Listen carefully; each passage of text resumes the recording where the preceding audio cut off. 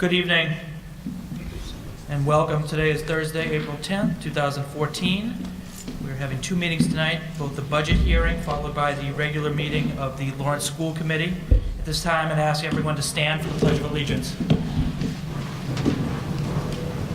I pledge allegiance to the flag of the United States of America and to the republic for which it stands, one nation, under God, indivisible, with liberty and justice for all. Please have a seat. This time I'd ask that we observe a moment of silence for our troops serving overseas.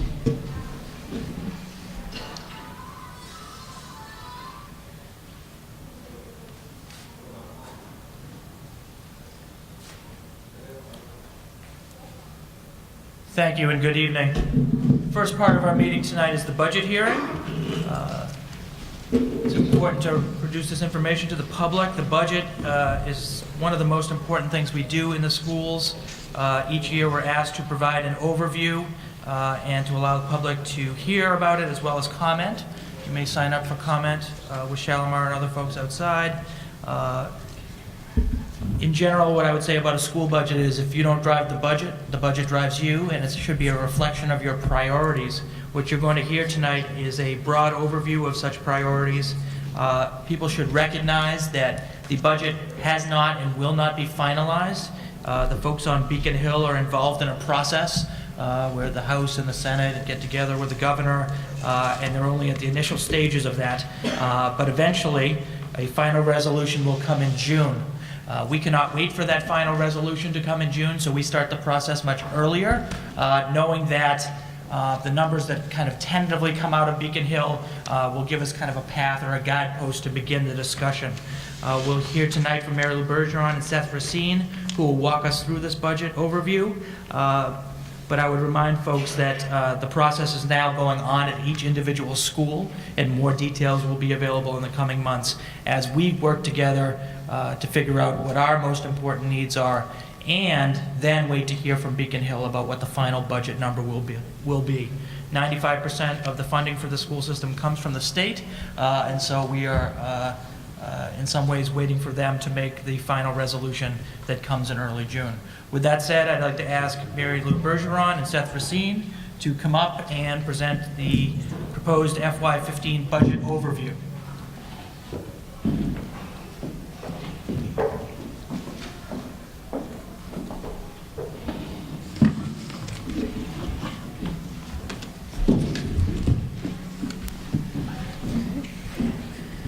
Good evening. We're going to present to you a high-level overview of the budget for the fiscal year 15. We do want to let you know the budget is slightly different. The planning process has been very different this year. So last year our goal was to streamline central office, but we maintained much of that money within central office accounts that then supported the schools. This year, there's a process where that money is now being pushed into the schoolhouses, and each of those schools are making decisions about where they would want that money to be utilized based on what they actually were expending this year. So we're going to start with giving you some overview of what our goals and priorities were for the budget. They fall into 5 big buckets. One is around additional instructional time. So last year we moved to have all the grade 1 through 8 schools have a minimum of 200 additional hours. We have schools this year that are in the planning process to increase that slightly and will remain within that 200 to 300 hours of additional instructional time. We're continuing our work around the acceleration academies. This year we doubled our acceleration academies in terms of number of students, and we're seeing about 2,000 students attending both the February and April vacation academies, getting an additional 35 hours or so of instructional time in ELA in February and in mathematics in April. And we are also looking to our restructuring of our summer school program. So it's becoming much more comprehensive. Its length is increasing. So this year, instead of about 18 days, we're going 22 days. And we're going 5 hours a day. So they'll be going from 8 to 1 through the elementary grades, and at the high school they're actually doing 8 to 12, doing content-specific work, and doing a full comprehensive incoming 9th grade program. It's open to every 9th grader that will be entering the campus next year. We anticipate that we'll see probably 470 to 490 or so students actually take benefit of that and participate in that. It will give them the opportunity to learn skills that they will need to be successful in high school and to start to build credits so that they will enter their 9th grade with some high school credits already in place. Our second bucket is around teacher leadership opportunities. So we will continue to develop our teachers and give them a stronger leadership role within the school system.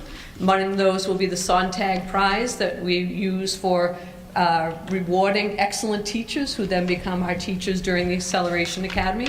And that practice will continue next year. We will also continue the teacher leadership cabinet that has been formed this year. It will be slightly smaller than it is this year, but those teachers are still providing ongoing support to the superintendent around initiatives and what's happening in the district and the leadership roles they're playing. And they're supporting their schools in terms of taking on leadership roles within their schools and helping to drive the change that they're working on in each individual school. The next one is around our school autonomy. As you know, we've gone to an open architecture model where schools are earning autonomies in many of the key areas around budgeting, curriculum, scheduling, all of those key issues that help drive change in a school. So we are working at the teacher leadership teams being developed to look at curriculum areas, to look at district how the district is providing support to the schools and tailoring the calendar and the PD needs that are unique to each individual school. The budget also is looking at high school support. We've focused heavily on the elementary grades, and we've been working with the high school to look at what supports they will need. One of the big initiatives in the budget this year is expanding a tutoring model so that all schools on the high school campus will have tutors available to them to provide intervention services during the school day.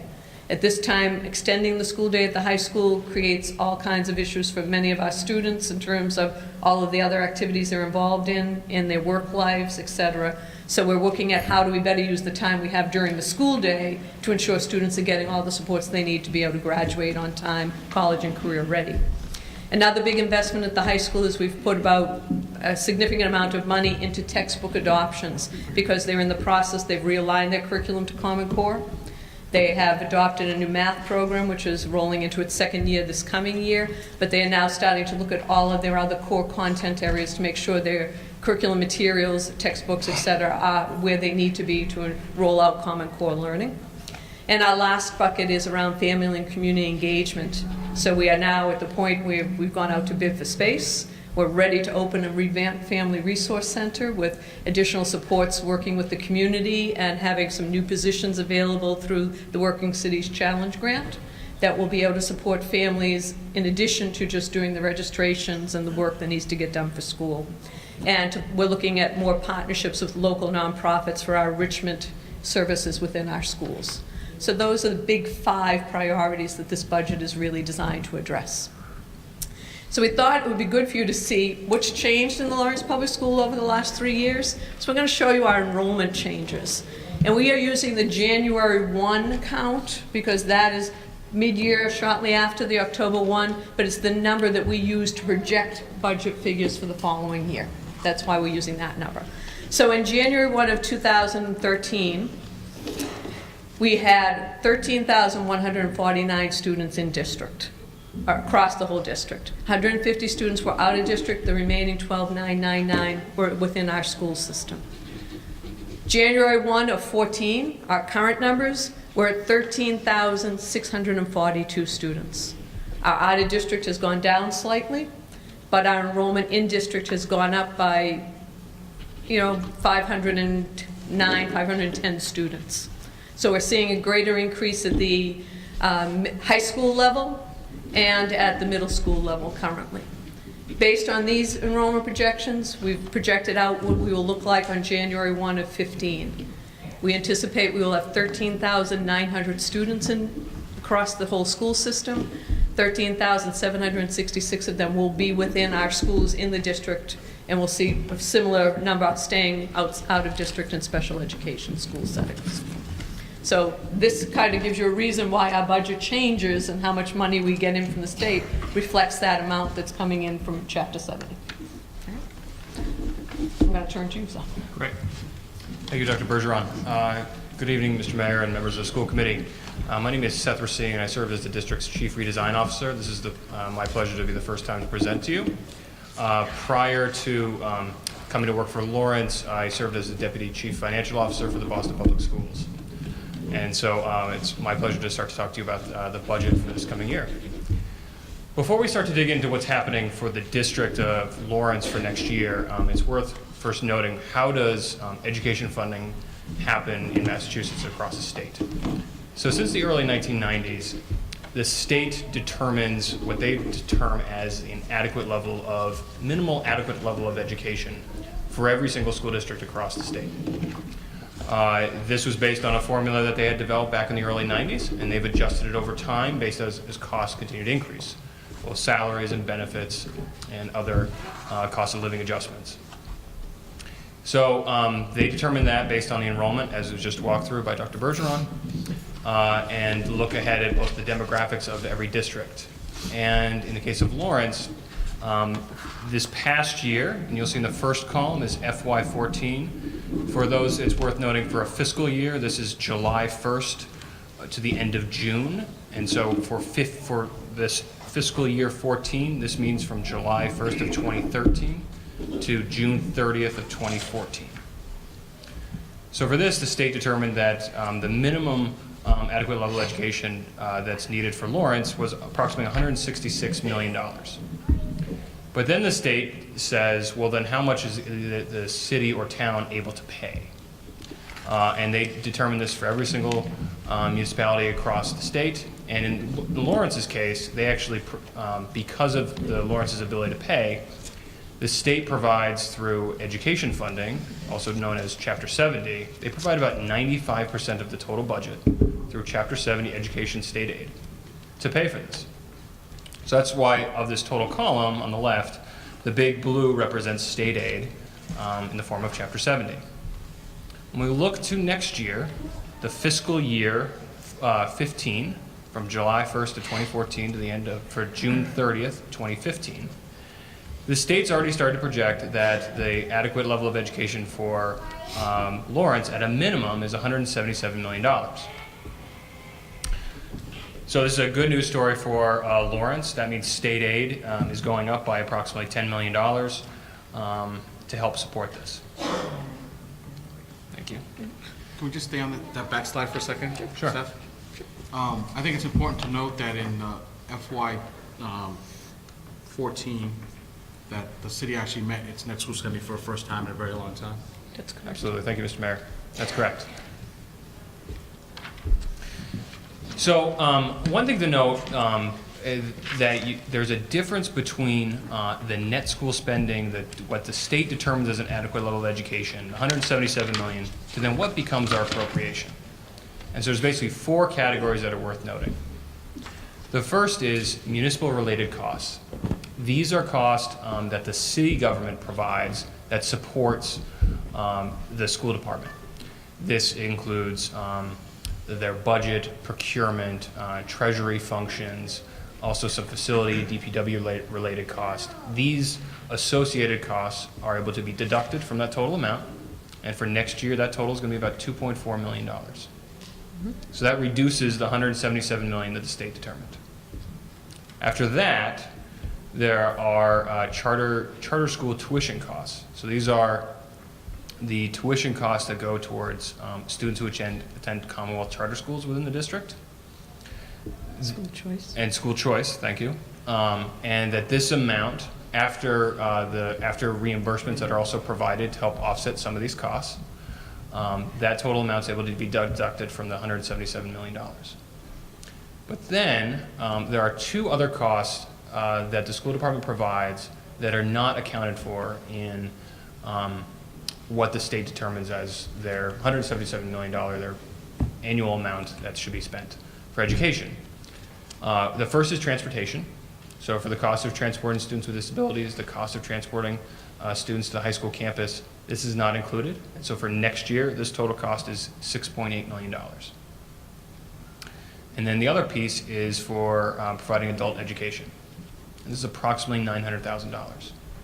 So when you add these two costs back together, this results in about $167 million So this becomes our appropriation request to the city to be part of the mayor's budget package to the city council.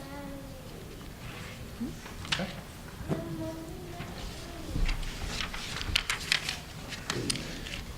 So the next slide here provides what's happening both from the general fund perspective. This was what we had just walked through about the city's appropriation, both from fiscal year 14 to fiscal year 15, as well as grants. And it's important to note, we are projecting grants. Oftentimes we don't find out about grant revenue till usually the summer.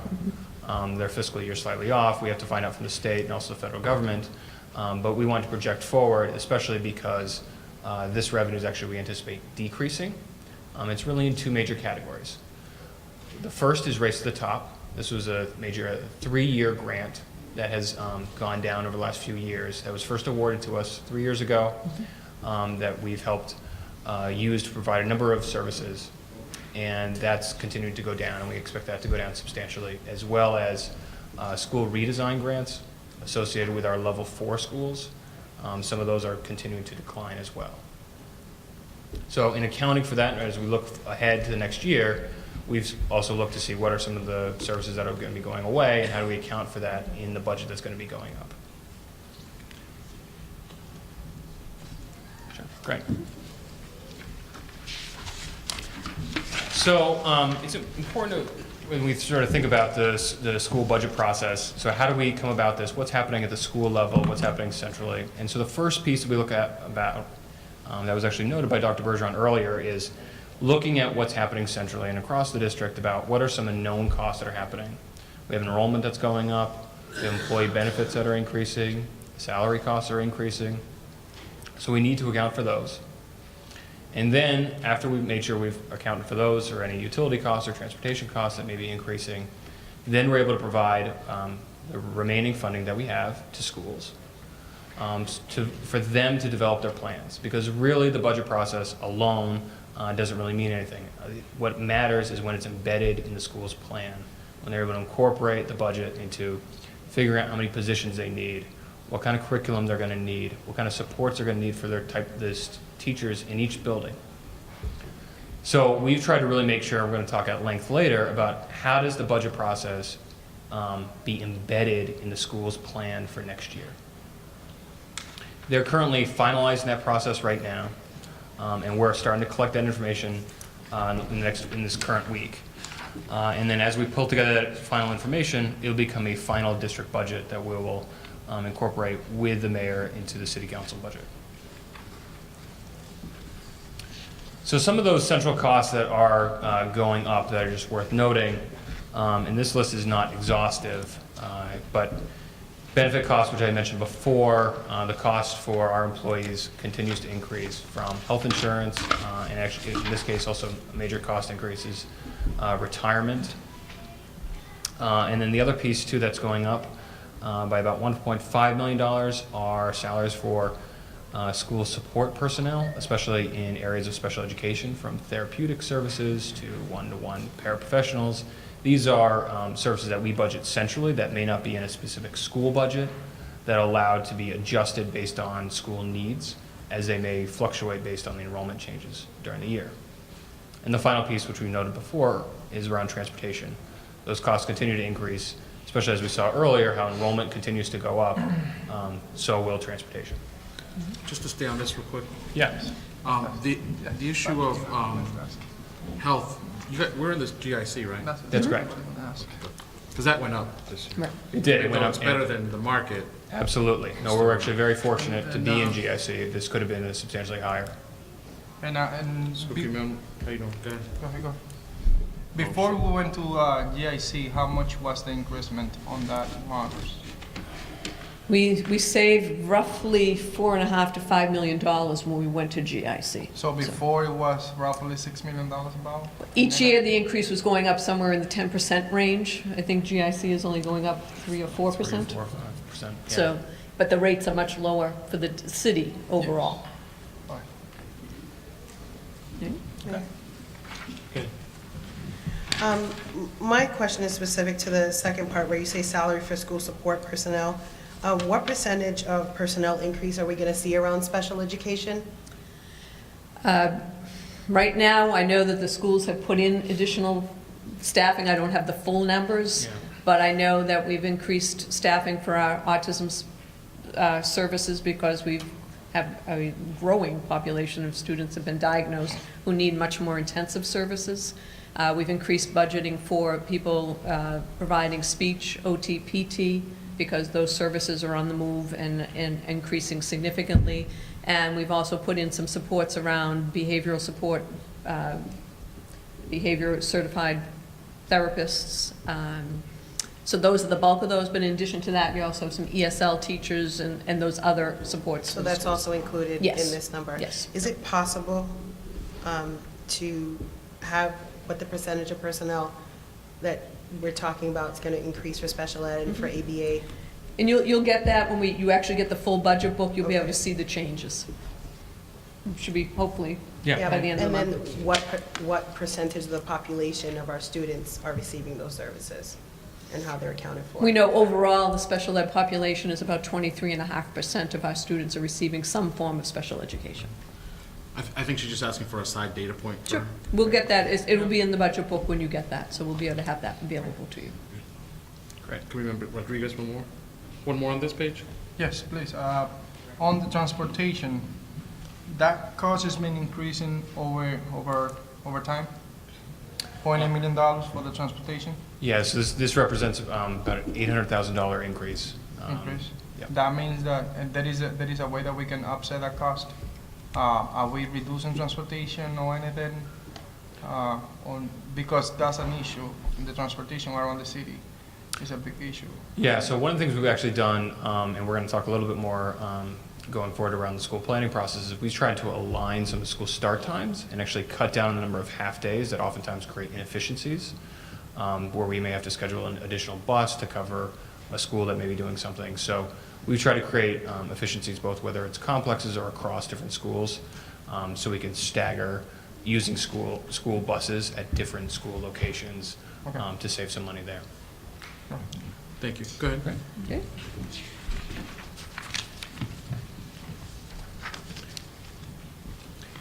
So I think what this slide really tries to highlight here is, at the core of our work is about empowering schools to design the schools that best meet the needs for their students.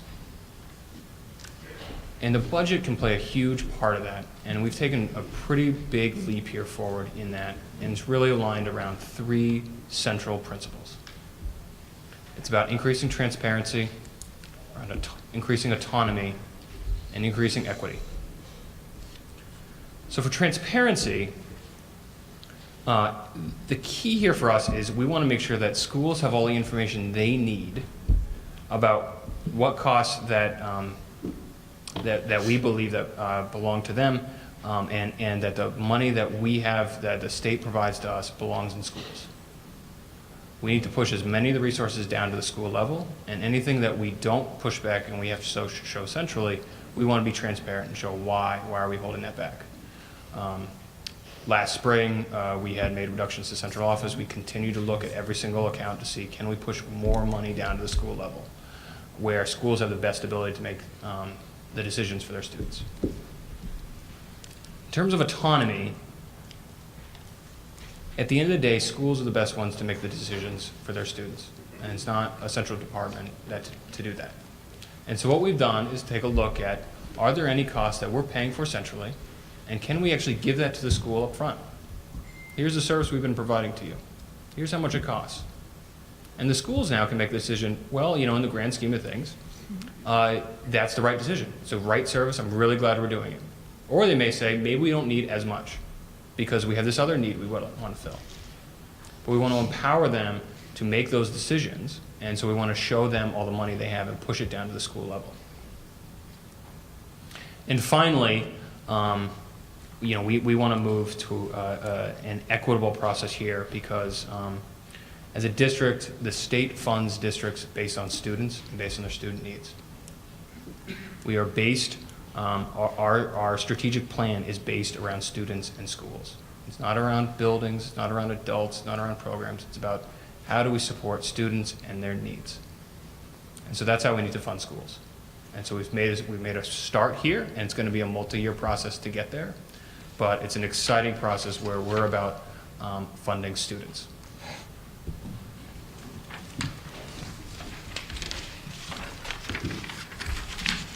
So as a first principle with transparency, one of the things that we start to do for schools is to show them, if we were to allocate every single dollar that we receive as a district down to the school level, what does it mean? So what this bar chart here in front of you shows is, let's start from the bottom here. So this is an example of a school budget, and it's in terms of the millions. So at the bottom, the dark blue chart here at 4.9 million.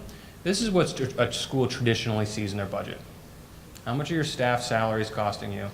If you have amount for utilities, or supplies, or an operating expense, how much does it cost? In this example of a school, it costs about $4.9 million. It's a pretty substantial amount. But there's a number of other hidden costs in there that either should be in the school's budget to allow them to make the decision, or it's important to educate them about, well, if you're not seeing the dollar in your school budget, where is it going? So in this case, going up after the 4.9, going above, you'll see about a 0.4, which represents about $400,000. This represents costs that previously have been paid centrally for the school on their behalf that we're now starting to push down to the school level. This would include extended learning time partners. Maybe we've been paying for a partner this past year. Maybe we've been paying for ELT stipends. We've been paying for data coaching or assessments or professional development. So now we've taken those funds and pushed it down to the school level. And now they have ownership and be able to determine how best to use those funds. The next piece, you'll see a 1.0. This represents about $1 million. So for the school budget of about 4.9 million, we're paying centrally for this one school approximately $1 million in employee benefits. Every employee that we have in our district costs approximately $14,000 in benefits. So we're going to continue to budget for this centrally, but this is an expensive cost that's worth noting for a school. And finally, there are also costs that we budget for centrally that we wanted to show schools on average how much it costs. And actually, in large part, a lot of these costs are in terms of special education and operations. So here you'll see about 2.2. This represents $2.2 million for this one school that we budget for services centrally. And this isn't differentiated specifically by school, just if you were to allocate proportionally across all schools. But of that 2.2, about $1.5 million is associated with special education. That's about 60% of the cost. And another 24%, or about $540,000, is associated with operations. Facility maintenance, HR, finance, and the like. And we'll just clarify, for the special education piece of this, if they have special education teachers in their building, they're in that bottom part. Yep. If they're housing a district-wide program that they don't necessarily control, but it's operated in their school, that's in the top part, as well as tuitions, the people that are doing your evaluation processes, those types of services, it works in that special ed bucket. No. Thank you. Can we just stay on this one for a second? Yeah.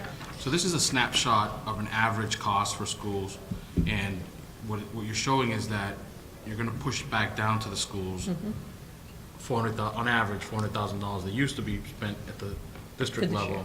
to give more autonomy to the schools. Does that also include enrichment? Is that what enrichment ELT Yep. means? Absolutely. Enrichment. Yep. Okay. Okay, great.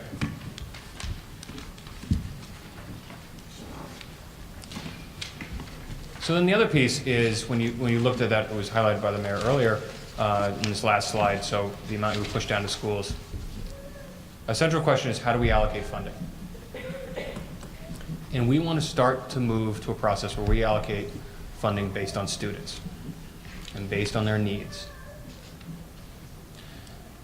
We need to move to a model that's focused on students, not buildings, not adults, not programs, but students. That's what we're here for.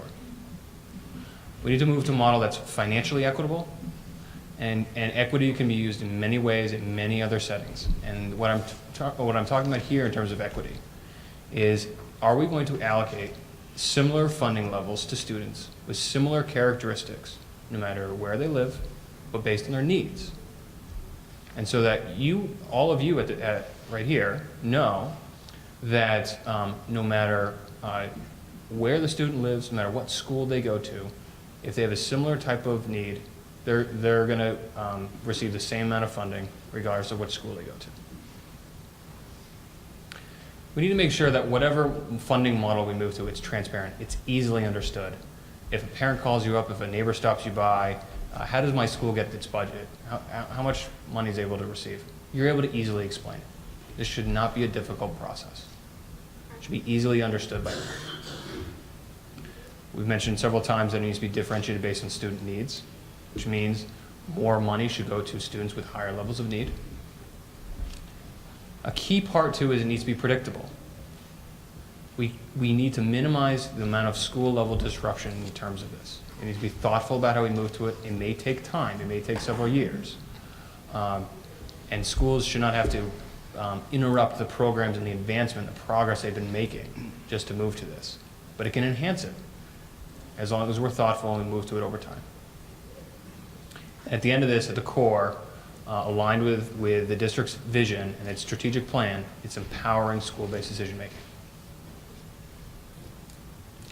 At the end of the day, really, it's talking about the dollars follow the student. The dollars don't follow to a building, they don't follow an adult, they don't follow a program. We need to push our money to students. And wherever they go to school, those dollars will follow. So that means more funding would go to students who live in poverty, who are English language learners, who are recently coming to this city from another country, or students with disabilities. So as a first step, one of the things we started to do, we took a small step here. Part of it was about increasing transparency. We wanted to show schools, here's the amount of money out there that we're going to try to push as much as we can and to give you and to empower you, as well as show you what are we holding centrally, to make sure you see all the money. And at the same time, on average, how much do schools receive? And so for those schools on an average who are below the district-wide average, we're able to provide a small amount of additional funding for them. Not a lot, but a very small amount. But it's a start in the right direction to say, we need to start to move to providing funds to schools based on students. And over time, what we're going to start to look at is how do we differentiate this based on need.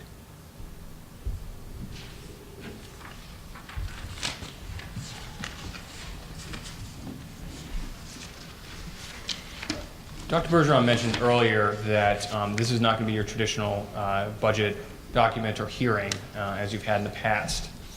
And I think that really is central because the budget, at the end of the day, only supports and needs to be part of a comprehensive school plan.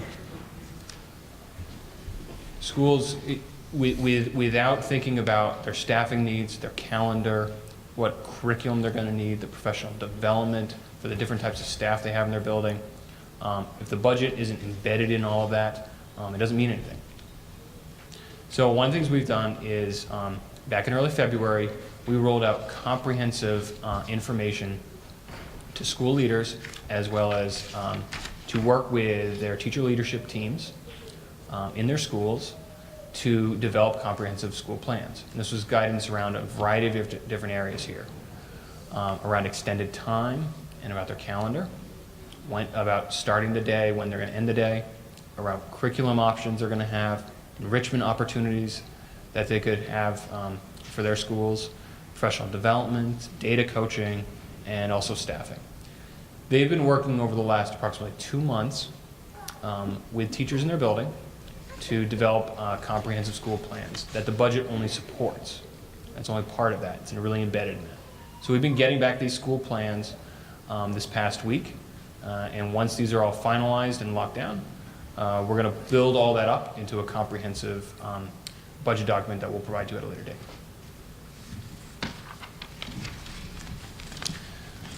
But we wanted to show you preliminary information. Sorry, can I just go back? Sure. Just so we're all clear about that. So we're doing the estimated stuff today. You guys are gonna put the plans together this week. We're gonna hear from the community today. and then we'll have a budget book when we submit it to the council. Yep. Clear. Thank you. But we did want to at least provide you preliminary estimates of what we're having. So this is based on a much earlier draft. Again, we're going to continue to fine tune this as we get back detailed school plans. But we wanted to give you at least an estimate of what's happening on the general fund. This is just the general fund side for the city appropriation. And so we've put this into 4 major categories. School budgets, the amount actually in a school that a school principal would see in their budget for staff salaries and non-salary costs, things like that. School-based services that we would budget centrally, but are in schools or are serving directly students. These would be, we had mentioned earlier, maybe it's therapeutic services, maybe it's transportation costs, facility building repairs, out-of-district tuition costs, things like that. The other major category are employee benefits. And finally, these would be central office costs from HR costs or finance costs, the finance office costs, things like that. So really, the major cost increases here are really in the schools, going up by about $5 million.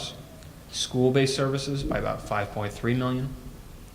$1.8 million in benefit cost increases. And for the second year in a row, we've continued to reduce central office.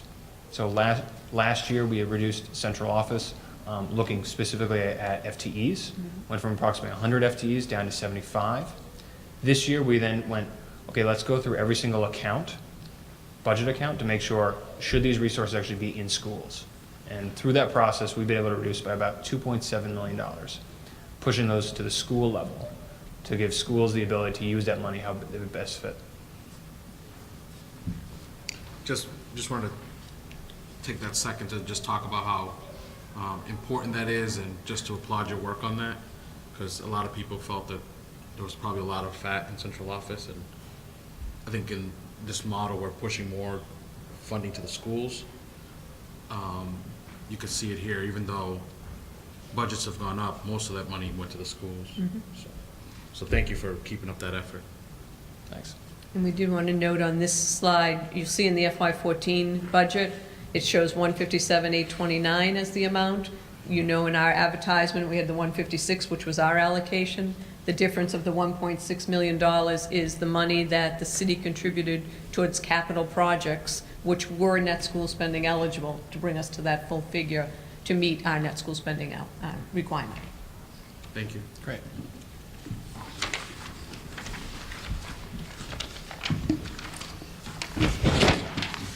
So finally, again, this slide starts to highlight again some of the detail of the cost increases for schools, going up by about $5 million. This is really staff salary increases, investments for additional classrooms or services that are needed in the school level, as well as additional funding, a small amount for additional funding for underfunded schools. School-based services, we had mentioned before, transportation costs, facility maintenance, things like that. Benefit costs, a major driver here was about $1 million increase in retirement costs. And then finally, for central office, a 26% reduction. We continue to reduce central office to be able to push the money to the top 3 categories. Commitment Ortiz? Anything, question? Yes, Madam Ortiz? thank you. I just want to ask a question in regards to the plus 23% there, and what's the cost differentiation between servicing our special ed children in district versus out of district? In district, we are much more cost effective. So we can service, 200, well, I'll take the therapeutic school. Okay, yeah, what's the... Because there are about 200 students that we're servicing at SES, and we're servicing them for about $8.5 million. Okay. Okay? We send out of district about 130 students, and that cost us $7.7 million. So the cost effectiveness of keeping them in district is probably a good savings of somewhere in the 20 to 30% range of what we would be paying out of district. But the actual academic benefit and social emotional benefit is even greater because they are part of a community and they are able to access all the other community supports that they don't get to participate in when they have to leave the district. And the transportation cost is cheaper. Additional question? Member Ortiz? So in the 1.5 million, right, that looked at previously, is that effort being put into additional staff to keep in placement, or is that not a part of why we have 130 students outside of? We always build in for those students. The goal is to keep them from going out, ultimately, because sometimes it's very difficult to bring a child back once they have been out of district. And the ones that we do have out of district are students that we truly know we cannot manage within programs that we currently have in district because their needs are so specific and unique that we wouldn't be able to build a program around maybe 1 or 2 students. Would not be cost effective for us to build a program around those particular children.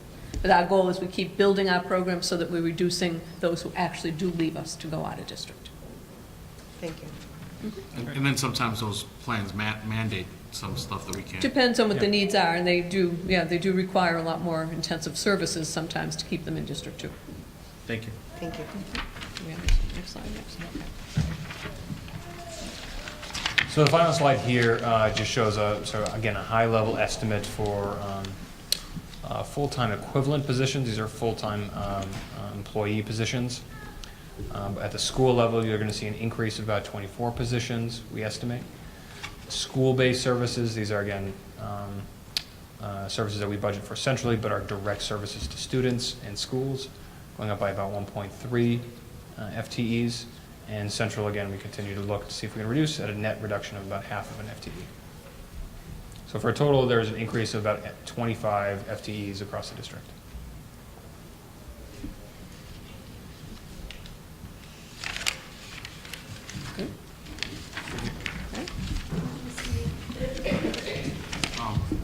Member Mariano? I was just wondering about the reduction in the redesign grants for the level 4 schools. Is the district making up that gap so that these schools can continue to do their work? The way we wrote our school redesign grants initially, we wrote them and knowing that there would be money that would be lost each year over the 3-year process. So we wrote the positions so that they would transition by gradual pieces over the course of the time, and then kept all the one-time costs like professional development or those types of services on the grant, knowing when that goes away, it would not have a detrimental effect on the work they were doing. Okay, thank you. Thanks. Thank you so much.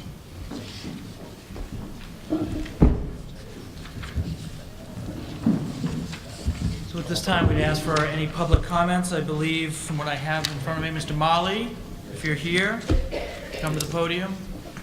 What's the time? Time limit, Shalimar, is how much? Oh, no, wait a minute, it's a public hearing. 1 minute and 30 seconds. Good evening. As a citizen, as a parent, after 30 years in this city, I am very proud to hold in my hand a snapshot of the budget that really, in alliance with the philosophy of the turnaround plan, support best education for our children. Important consideration, as turnaround plans tells us, we need this budget rely mostly to help our parents of this great city of multicultural. Many of the parents are unable to help their children because lack of ability communicating English. So we need to empower these parents. Secondly, the important means of communication from a school level are our teachers. We need to listen to our teachers' budgetary needs.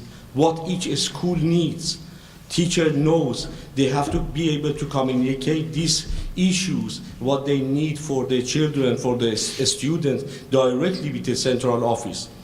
Thirdly, aligned with that philosophy of the budget that for the first time after 30 years I see, this budget need to empower our community to help in education, improve education of our children.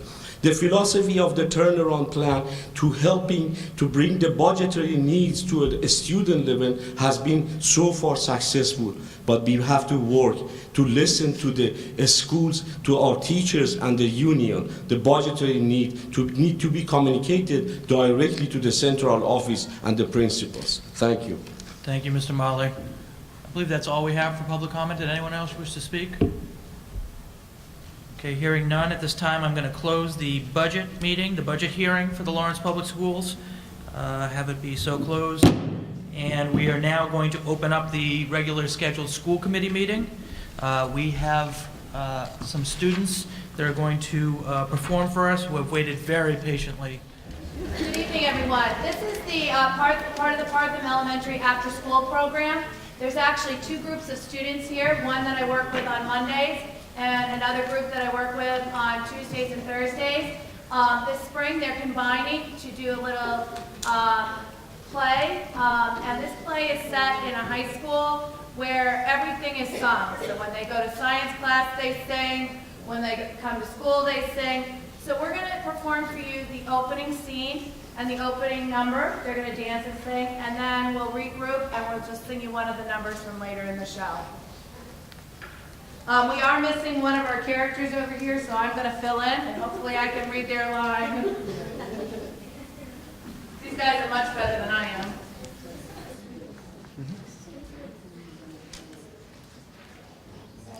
Go.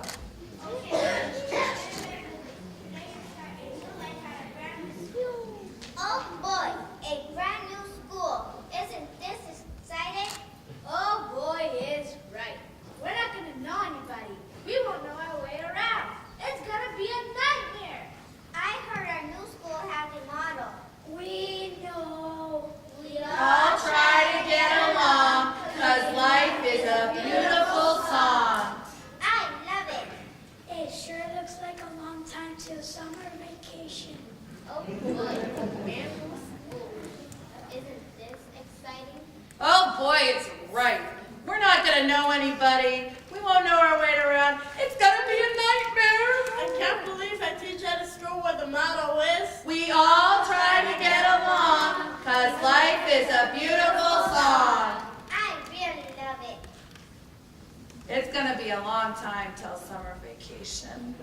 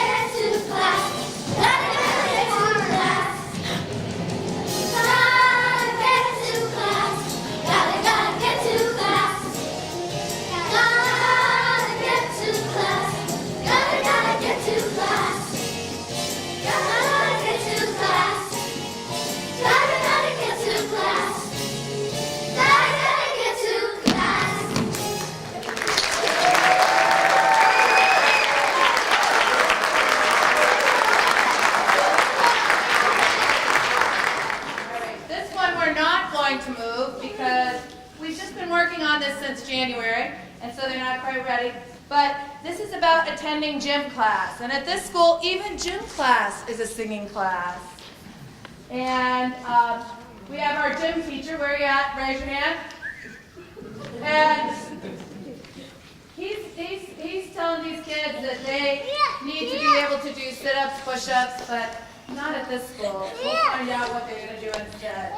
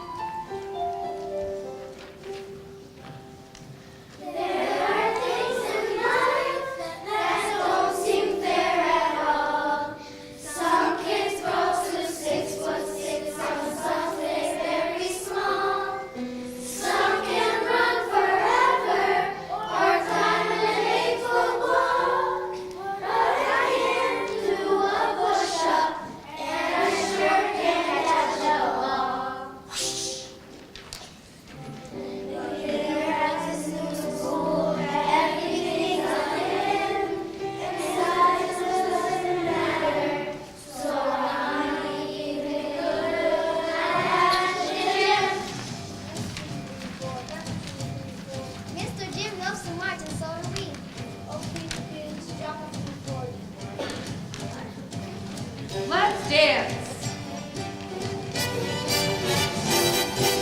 Trampoline, basketball, doesn't really matter if you're short or tall. Pogo sticks and volleyball, long as there's a rhythm, you can do it all. Balance beat, jump and grow, keep on moving, there's always hope. Sing it out and stay on course, make a little music on the pommel horse. Gym class, boy, I really love it. Gym class, everyone love it. Gym class, everyone's a winner, even a beginner. Gym class, a little celebration. Gym class, a little perspiration. Don't be late, 'cause this is great. It's our gym class.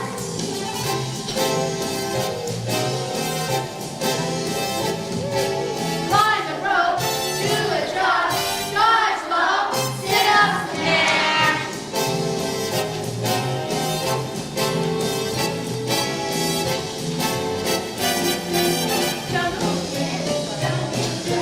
Jungle gym, jumping jacks.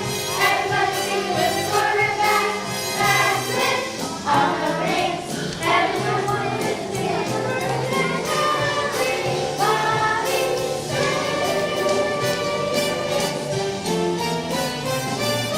Gym class, boy, I really love it. Gym class, can't get enough of it. Gym class, everyone's a winner, even a beginner. Gym class, a little celebration. Gym class, a little celebration. Don't be late, 'cause this is great. It's our gym class.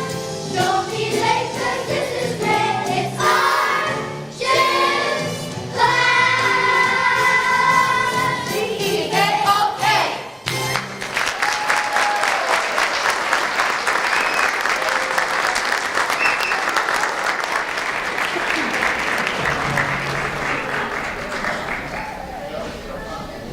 Next up, the Parthum Middle School Theater Group is here to do a brief segment of Into the Woods, led by Miss Donlin and Miss McKean.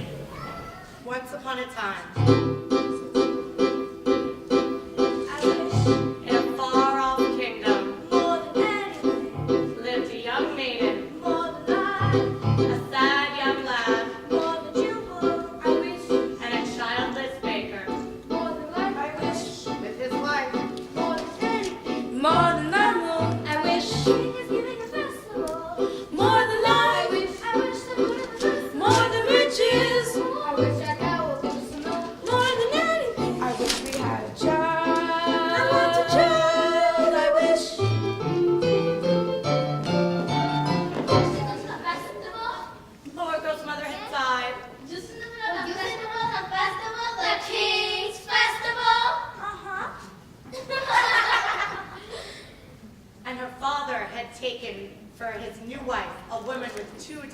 of her own. All three were beautiful of face, but vile and black of heart. I wish it's not for me, it's for my granny once. A loaf of bread, please, to bring my poor hungry granny once. Just a loaf of bread, please.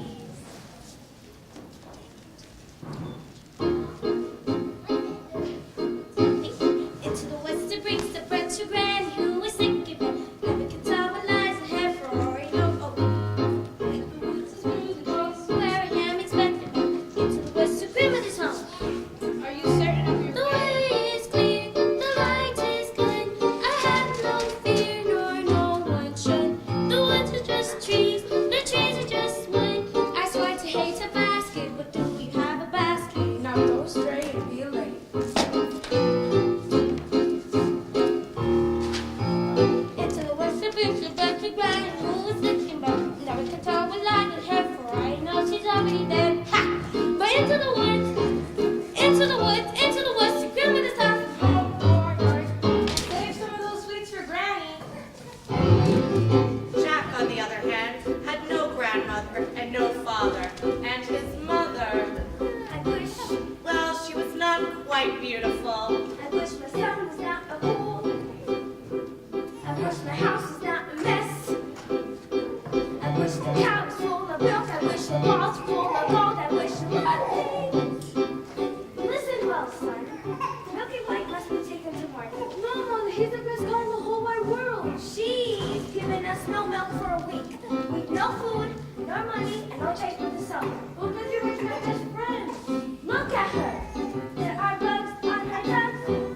There are flies in her eyes. There's a lump on her rump. Enough to be a hump. And no one keeps a cow for a friend. Sometimes I think he's touched. That's the best price you can. Take no less than £5. Are you listening to me? Yes, no more than 5 pounds. Less than 5. Now go! Because the baker had lost his mother and father in a baking accident, well, at least that's what he believed. He was eager to have a family of his own, and was concerned that all efforts until now had failed. Who might that be? It's the witch from next door. The old enchantress told the couple that she had placed a spell on their home. What spell? In the past, when your mother was with child, she developed an unusual appetite. She took one look at my garden and told your father what she wanted more than anything in the world was greens, greens, and nothing but greens. Parsley, peppers, cabbages, celery, asparagus, and watercress, and fennel, buns, and lettuce. He said, all right, but it wasn't quite, because I caught him in the autumn in my garden one night. He was robbing me, harassing me, rooting through my rutabaga, in my arugula, ripping up the Arabian, my champion, my fair. Should have laid a spell on him. Right there. Could have turned him into stone, or a dog, or a chair. But I let him have Arabian, have lots to spare. In return, however, I said fair is fair. Then let me have the baby that your wife will bear. I will call it square. I had a brother. No, but you had a sister. But the witch refused to tell him any more of his sister, not even that her name was Rapunzel.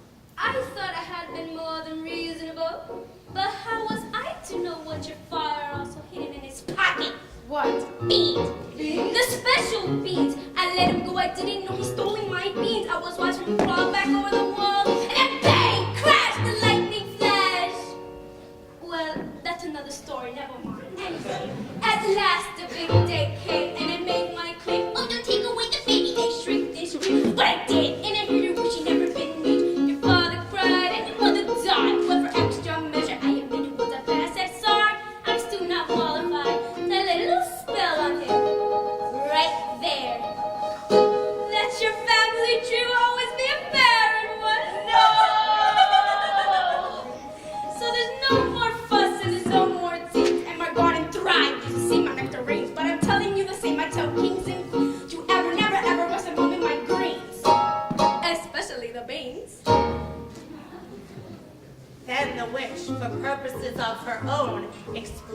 while the baker might lift the spell. You wish to have the curse reversed? I need a certain potion first. Go to the wood and bring me back 1. The cow is white as milk. 2. The cape is red as blood. 3. The hair is yellow as corn. 4. The slipper is pure as gold. Bring me these before the chime of midnight in 3 days' time, and you shall have, I guarantee, a child as perfect a child can be. Go to the wood!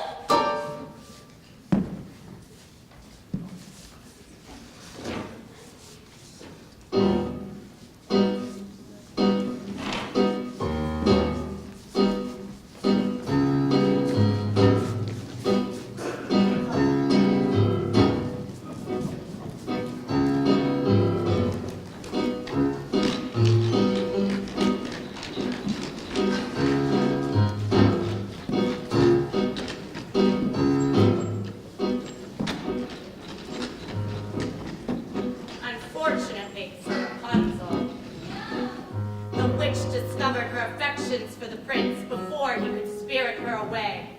Why didn't you tell me you had a visitor? It was lonely on top of the tower. I gave you protection, yet you disobeyed me. I'm no longer a child. I wish to see the world. Don't you know what's out there in the world? Someone has to shield you from the world. Stay with me.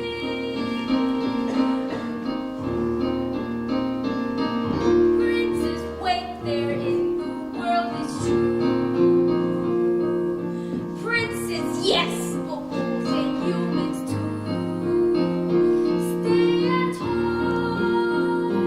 I am home. Who out there could love you more than I? What out there that I cannot supply? Stay with me. Stay with me. The world is dark and wide. Stay a child while you can be a child. With me.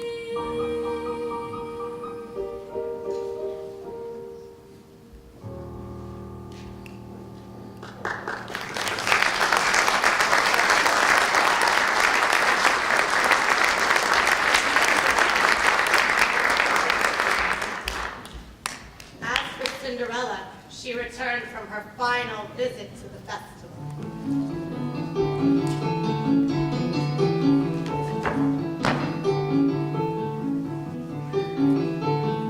He's a very smart prince.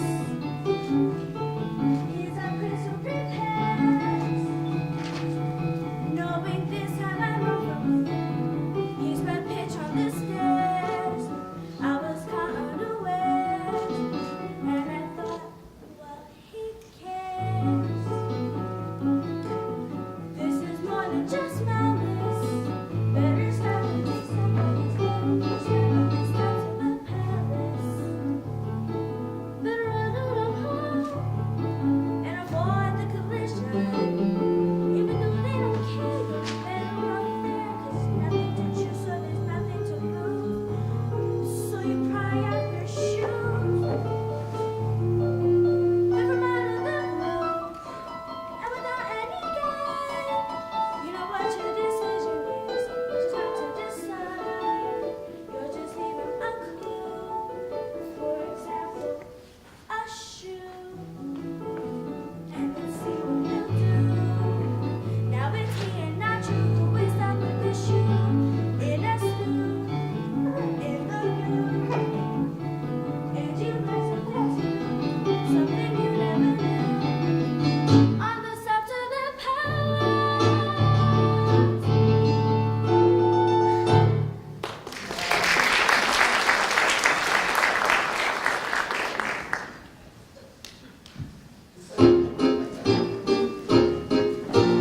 Into the woods to get the thing that makes it worth the journey. Into the woods to see the king, sell the cow, to make the to see, to sell,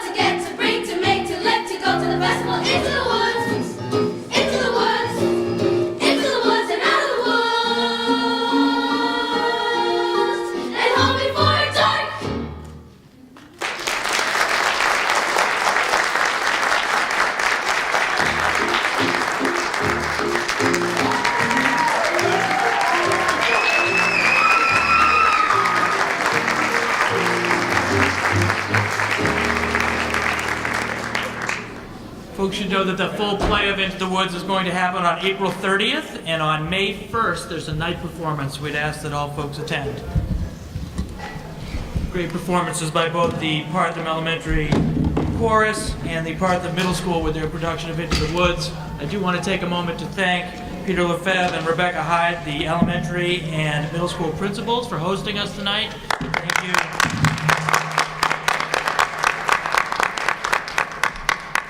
I'm told we do have one final performance. The facilities department, led by Chris Molino. Oh, I'm sorry, that's next month. So we'll table that to next month. At this time, we're going to ask Carisha Jimenez, a senior at BMF, to come on up. She was nominated for the USA Today 2014 Inspirational Award, and she made it all the way to the semifinal rounds based on thousands of votes cast. Mr. Bayer, with your permission, I'm going to give you the certificate that you can award with the school committee on your behalf.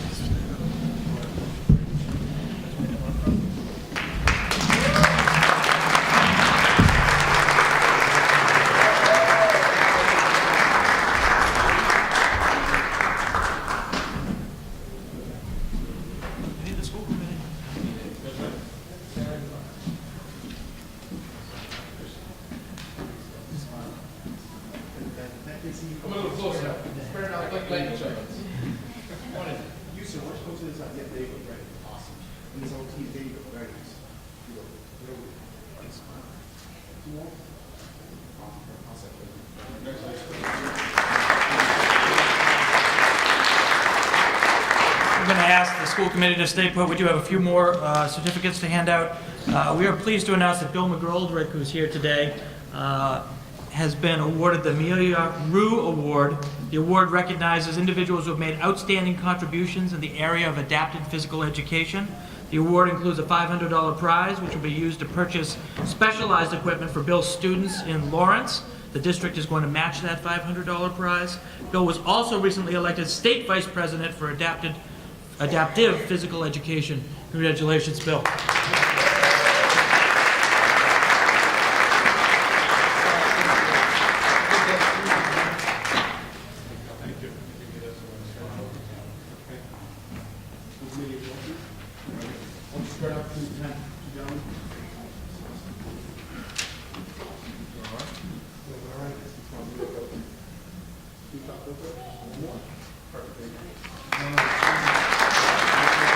I'm going to ask Heather Langalois and Aaron Sutton to come up, please, to distribute some art awards.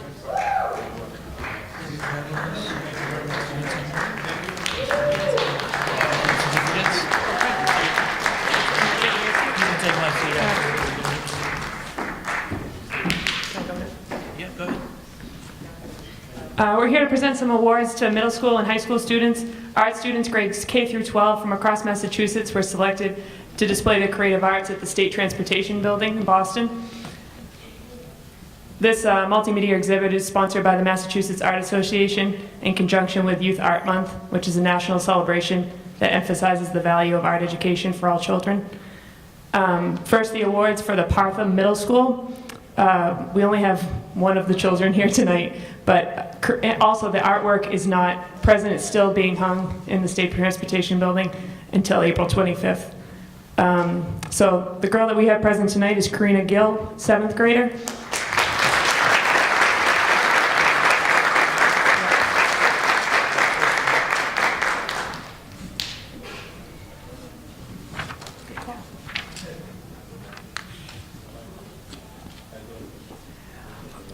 The other winners from the Parthum Middle who are not present here tonight: Lauren Piscaner, Maria Duque, Tiana Alvarado, and Angelique Cortez.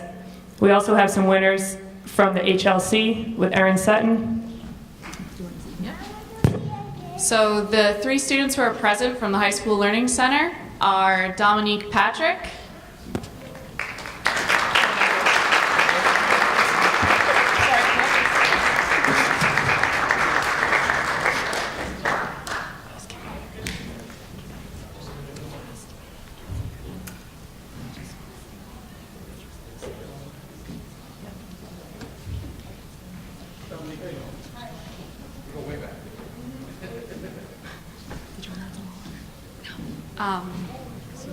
Oh, should I? Sorry. Are we doing individual posts or? No. Should I get all of them? Oh. My fault. I thought we were going one at a time. Also, Kitsali Martinez and Seika Kim are here tonight, and so Dominique stay.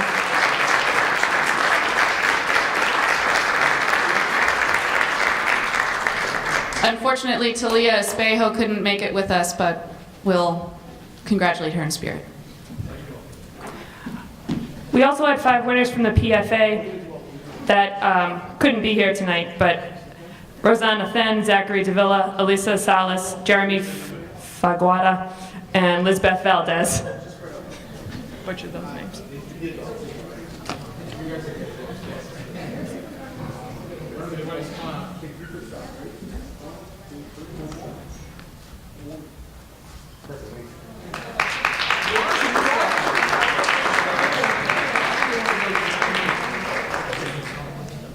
Yeah, can they stay here for a second? We just have one more thing to showcase from the Lawrence Public Schools Art Department. Over Acceleration Academy, some of the students at the Parthum Middle School did paintings and drawings of different landmarks in Lawrence. The photographs were taken by students and myself and replicated. So if those students could just come up right now.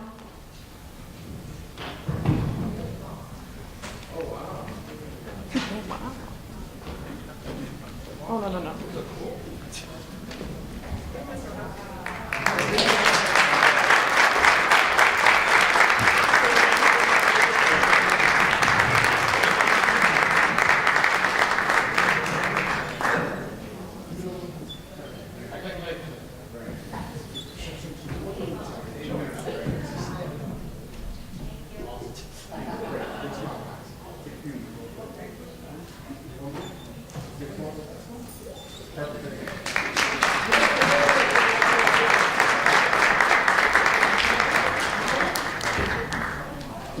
And that concludes the certificates. If the school committee could take their seats again. Thank you. Is that where we're going after?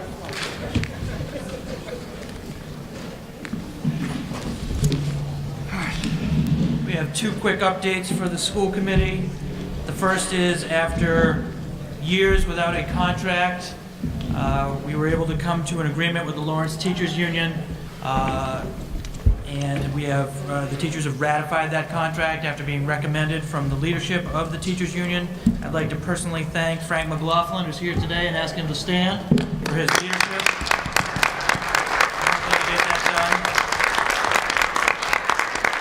In addition, behind the scenes, really putting folks in a room and making this happen was the mayor, who quietly helped get this agreement passed. So I cannot thank him enough for his leadership.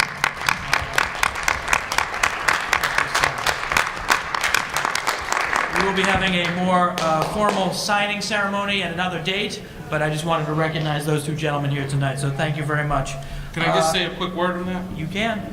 I think that it's important to note that as they're doing this turnaround plan, the work that the Receiver Riley's done is important to note together with the union. A lot of people think that you can't have innovation in schools and have a collective bargaining agreement. A lot of people think those things don't happen together. So this is the first time, I think it's a national model where you can have both the amount of innovation that's happening here and have a collective bargaining agreement. And teachers can come together with the administration and really be part of the turnaround in a huge way. So you guys both deserve a big round of applause for that.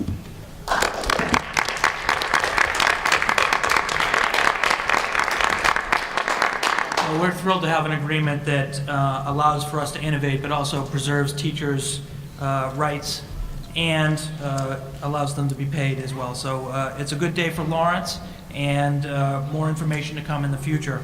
With that said, we're going to move on to LHS Ready, which is a new program. I think Assistant Principal Stacy Sippridge is here.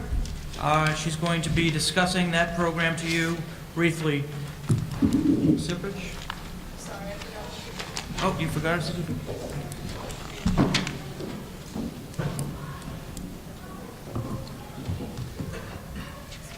Good evening, and thank you again for allowing me the opportunity to speak with you tonight.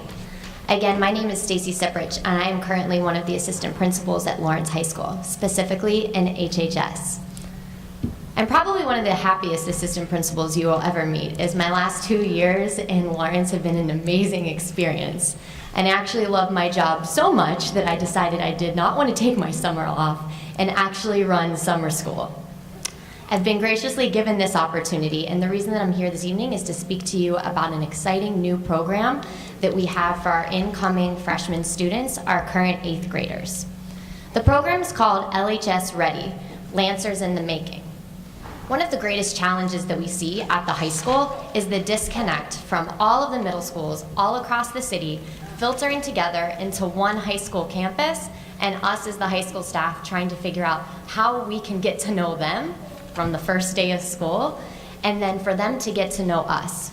So following a very much like a college orientation model where freshmen go to orientation over the summer before they go to their first day of classes, you know, where they would maybe see their dorm or meet their advisors. And while we don't have dorms at the high school, what we do want to make sure that we provide is making sure that students are academically ready, where we can learn the needs that they have, as well as making sure that when they enter on the first day of school, that they are properly enrolled in the correct courses. We'll be providing enrichment opportunities in English, math, and electives as well. Students will be attending a 3-block rotation where they will go to English, math, and then their elective based on the given school that they'll be enrolled in. What is unique about this program is that students, again, coming from all the different middle schools, will have the opportunity over the summer to meet the students that they'll be working with and getting to know as friends throughout the school year before that first day. Again, they'll be working with the teachers in that building. So when they come to school that first day, they'll already know some of their teachers, and the principals at the high school have been working very diligently about ensuring that the teachers that will be teaching in this program are the best teachers and most proficient teachers on campus. And these are the teachers that we want our students to connect with first. Additionally, with that, we're having the middle school teachers also apply to this program, so they have a familiar face as well as a new face to help ease that transition.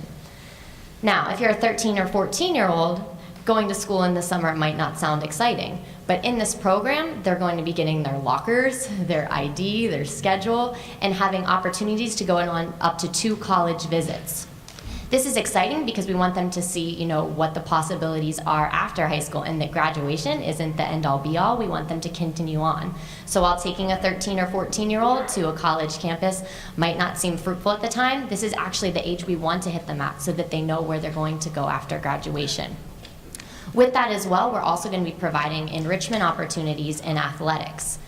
We have a great recruitment team where we onboard the coaches, high school staff, and high school students. And I want to thank all the middle school principals that are in the room for allowing our team to come down and speak to their students, interrupting their instructional time in their day. But we feel that this time is important to get as many students on board with this program as possible. Over the next coming weeks, we've been reaching out again to the middle schools, attending parent nights at the middle schools, and as we are mailing out the letters about where students will be attending, we also want to make sure we reach out to the parents, because they're the ones that are going to be making the decisions about whether a student will attend a family vacation or will go to our program.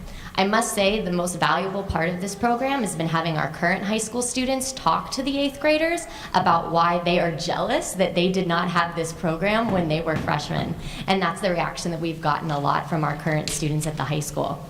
So again, I want to thank you for giving me the opportunity to speak tonight.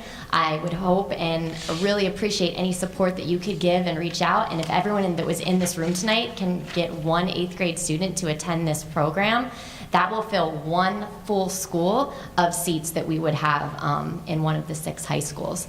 So I think, again, the students that sang from the Parthum said it best. I quickly wrote down the line. It's, what do you know about this school?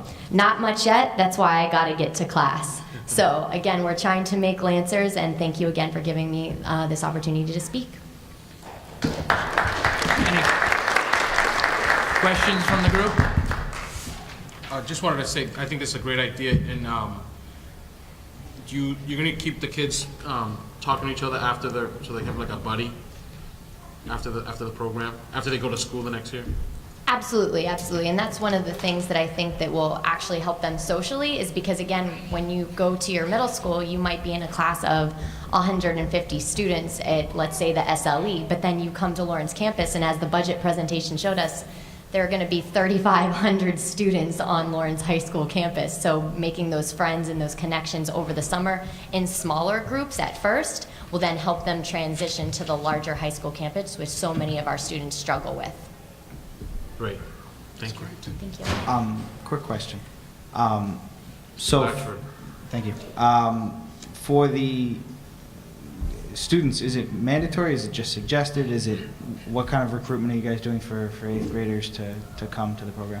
Sure. So this year, it's strongly recommended. Our target is to get 80 students per each of the 5 high schools. INT will be running its own program with Kin and McCall for the ELL students. But then additionally, we're going to say that it's mandatory because if students don't attend this program, what they're really missing out on is making sure that they're ready for high school. And the momentum that we've seen over the past couple of days at the Oliver School, today was at the Gilmet, tomorrow morning we'll be at the Arlington. The students are really excited about this opportunity.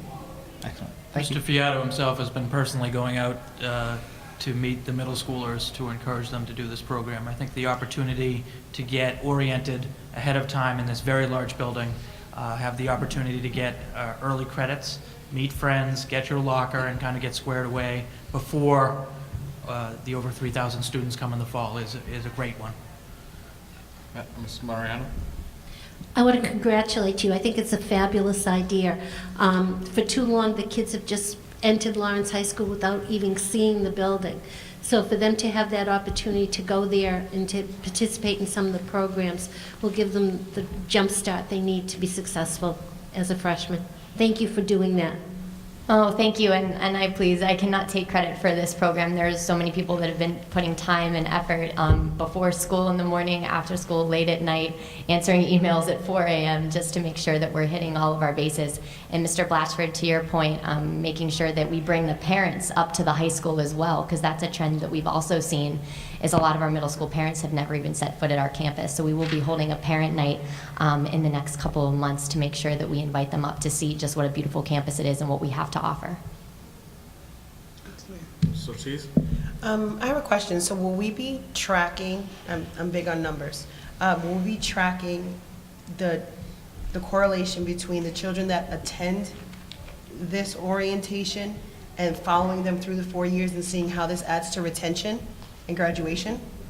Absolutely. One of the ideas that we had put in place was making sure that we almost have a team facilitator type position so that there is one academic teacher that will be in charge of providing the academic services and working with the other teachers on that team to make sure that the students' needs are met academically as well as socially, and then moving through that program throughout the year. Because again, we do want to be data driven and make sure that what we're doing is purposeful and aligns with everything that we do at the high school.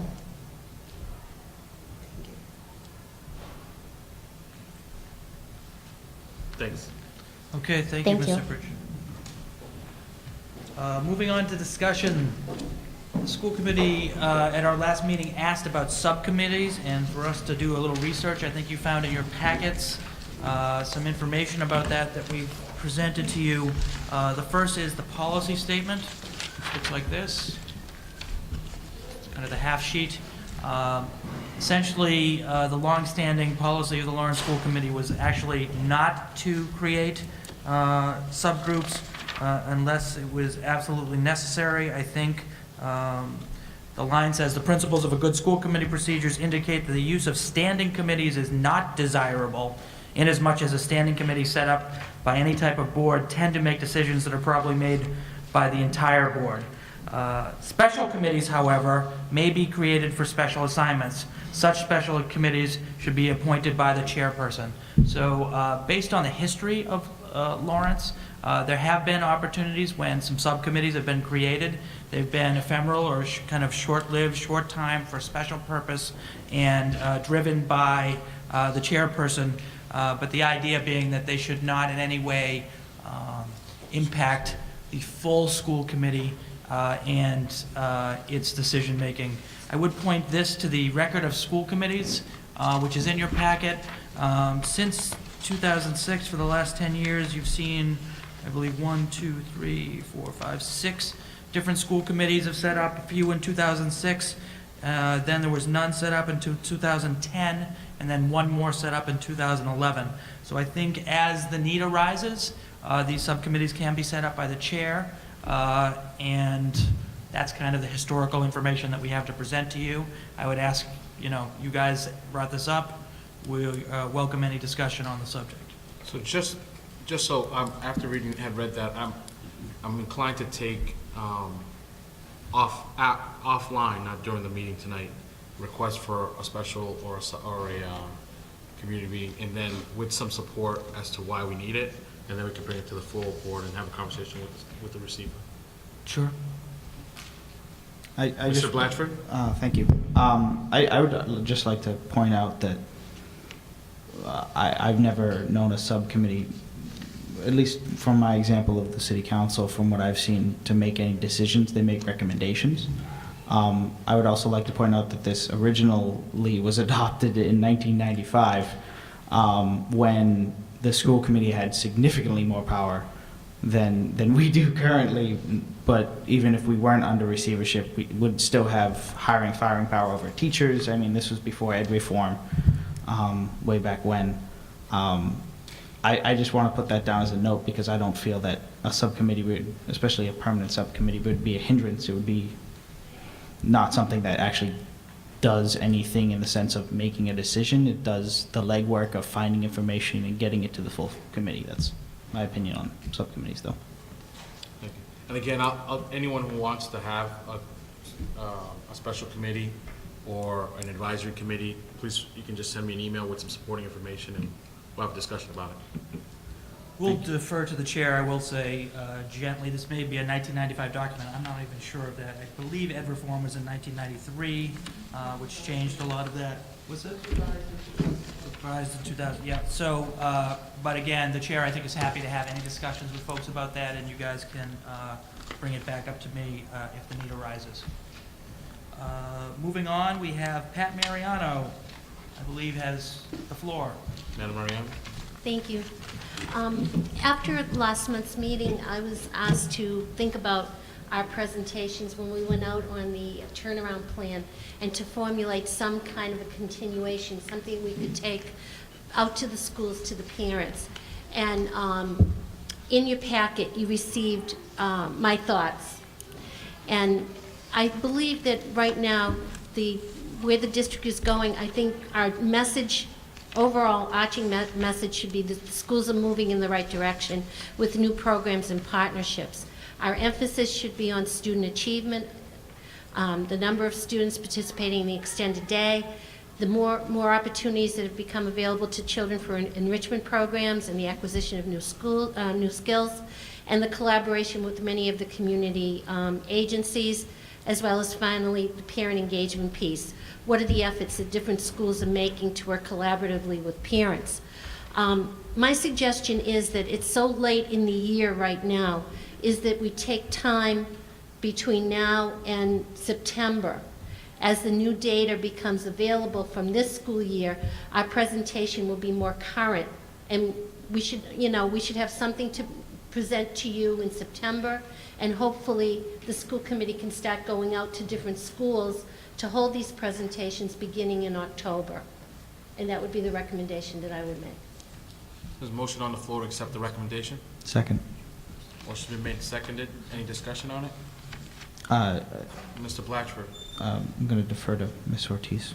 Ms. Well, Ortiz? my only question would be, would this consideration be what we previously just talked about in regards to subcommittees? No. No, this is about the presentations that we're going to try to do with As the parents. a committee completely? Yes. Not as a... Yeah, not a subcommittee. Okay. Mr. Blatchford? I just want to thank Pat for the amount of work that she's put into this and the consideration she's put into it. She's done a tremendous amount of work behind the scenes, I know, and I just want to make sure she's acknowledged for the amount of work she's done on this, and I appreciate it. Thank you. I second that. Thank you. Motion been made, seconded, discussed it. All those in favor? Aye. Aye. The ayes have it.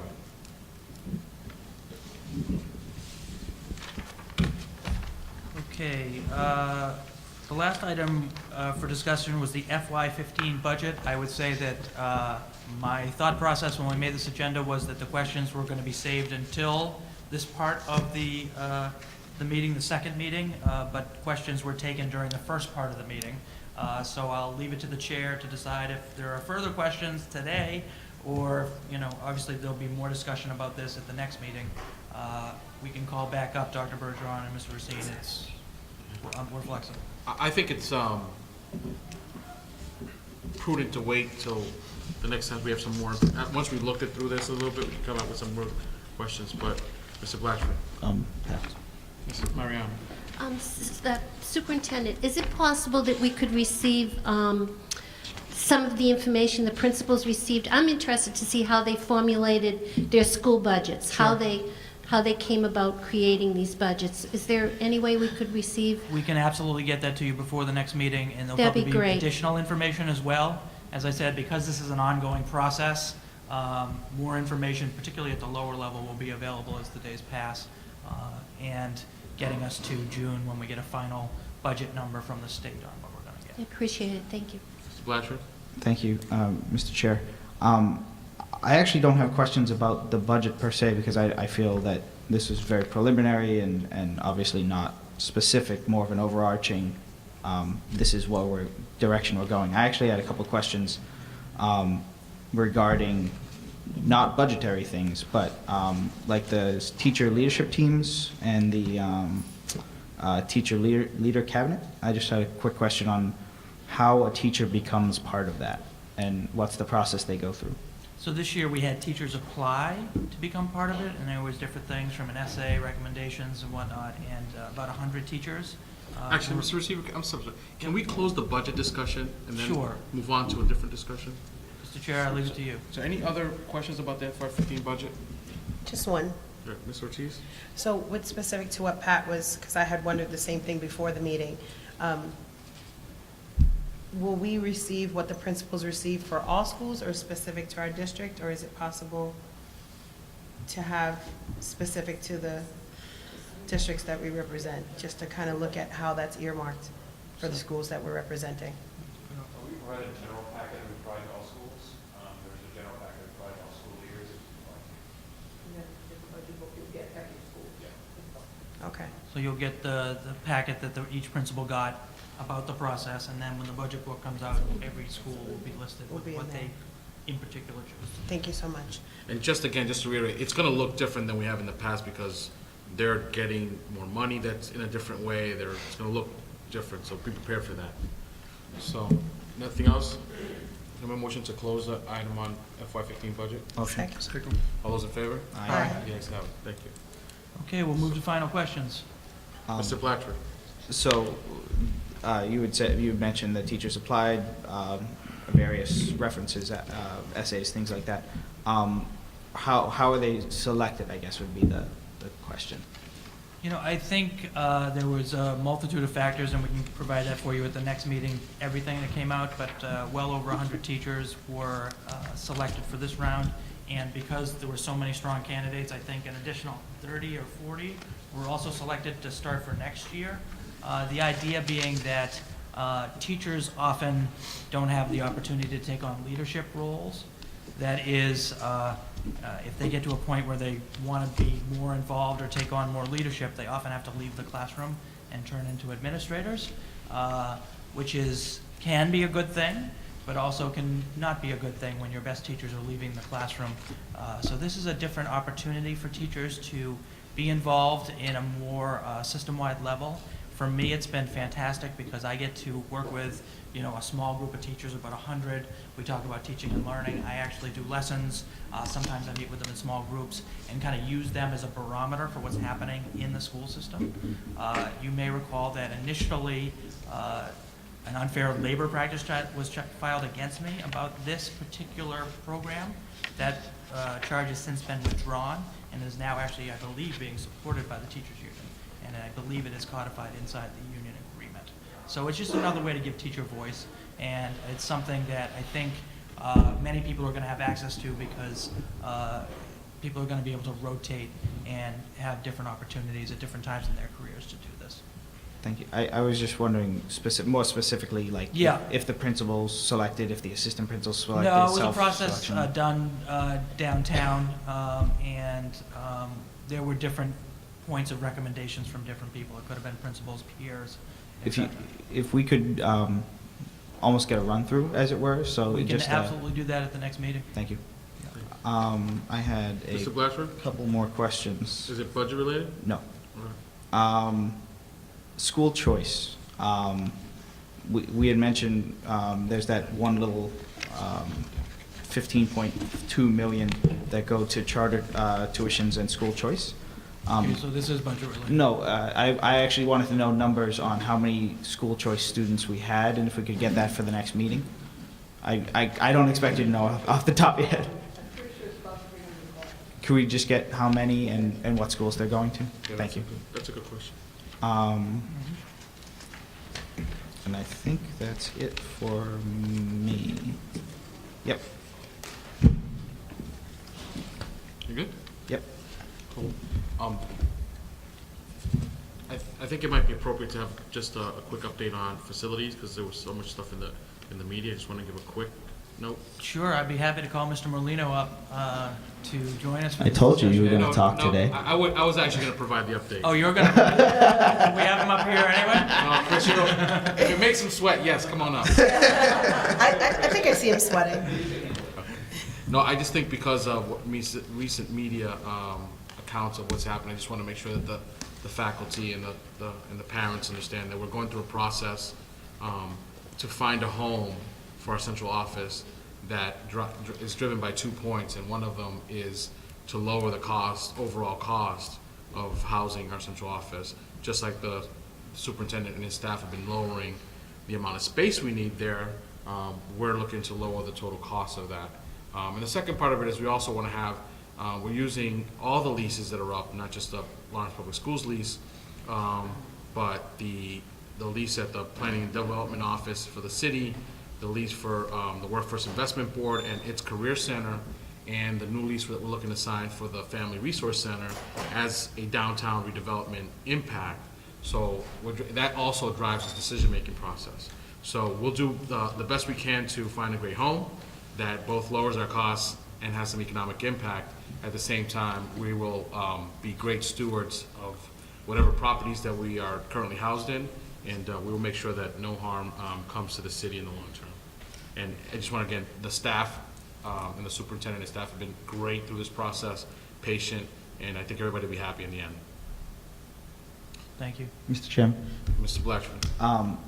I don't know if this would be a question for you or Mr. Riley, but the central office and then there's the Family Resource Center, are those going to be separate buildings, same building? I'll take it. Not sure yet?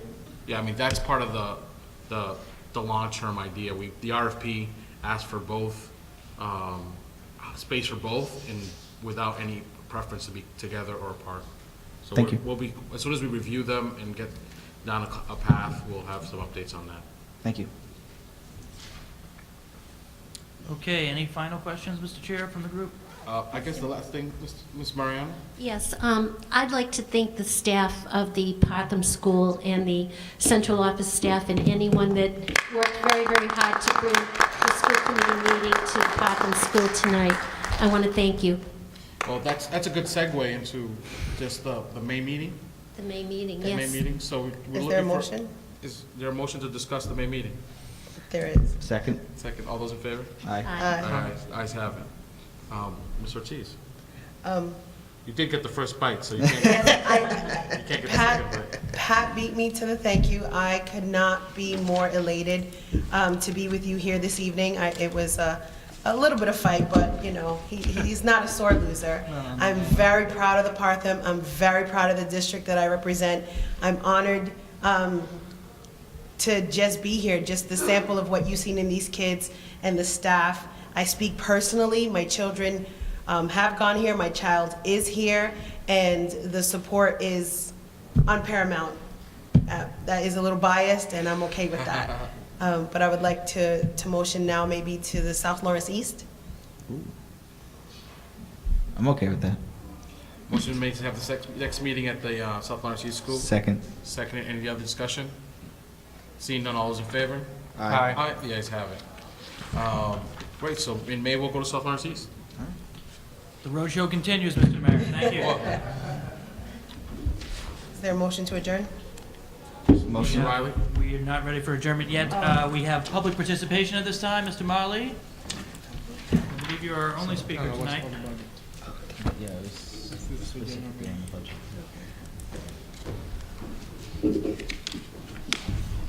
Good evening. We as a citizen are deeply saddened by passing away our great family members. Juan Liveras, a great volunteer, member of the Christian radio programming with the 3 children. Lawrence Public School is proud to announce that our teachers, after 3 years, have a contract. Our public school has, with the best leadership, Honorable Superintendent Raleigh, has moved more level 1 schools, more MCAS improvement. We need to continue support our teachers and their strong union. Our citizen demand continuously speaking up in support of our teachers. The teachers, such as Mr. Mendez from Lawrence High, a great community leader, family member, and organizer of Mendez Math Club. Lawrence Public School is moving forward and proud that turnaround plan can help our teachers and support their union. Thank you. Thank you, Mr. Marley. Quickly before we adjourn, can I Blatchford? make a recommendation? Can we move public participation to the beginning of the schedule? Is that possible? I think that's a matter that we should have a discussion on, and probably not right now. Okay. So if you want to put it on the agenda for next meeting, I think that's legitimate. Thank you. Okay, I think that closes our school committee. Would you like to close it out, Mr. Mayor? A motion to adjourn. Motion. Second? Second. All those in favor? Aye. The ayes have it. Thank you and good evening. Thank you.